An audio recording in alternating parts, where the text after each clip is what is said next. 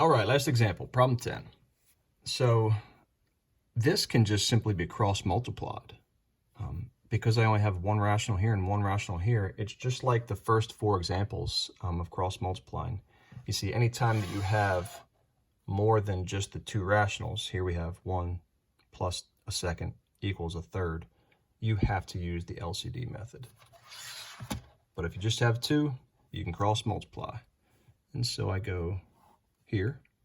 Just a side note, if you did forget about that and you chose to use LCD, it would still work out, but you would want to factor that apart first. Okay, cross multiplying here. Remember, it's like distributing.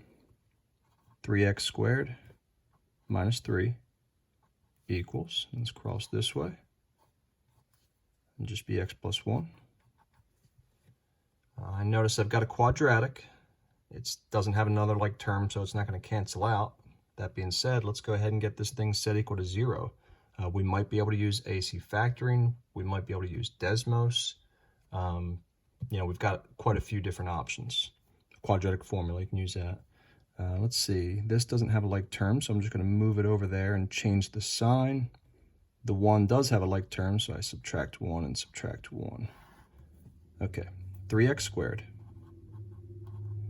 The x came over, it'll become a negative x. And negative 3 minus 1 is negative 4. And now it's set equal to 0. I want to AC factor this if I can. Here, the a is not a value of 1, so we can't just look at the last number and say, oh, find factors of that add up to b. We actually have to go through the process of a times c. 3 times negative 4 is negative 12. What are factors of negative 12 that would add up to your negative 1? And those numbers would be negative 4 and positive 3.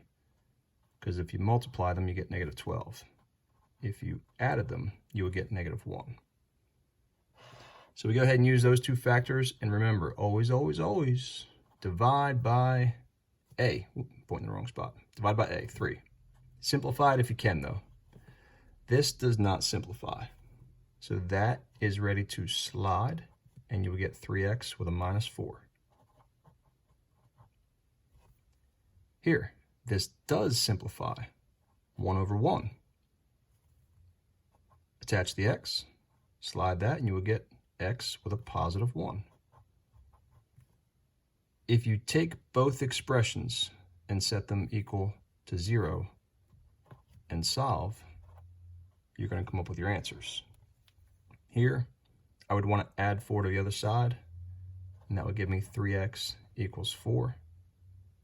And when I divide by 3, I would get x equals 4 over 3. Here, I would want to subtract 1 to the other side, and I would get x equals negative 1. Now let's go ahead and check them. If I plug this back in right here, would I get a 0? I would not. If I plug it in here, would I get a 0? I would not. If I go ahead and check the negative 1, if I plug negative 1 in right here, negative 1 plus 1 is 0. That one is the extraneous solution. This is my only answer.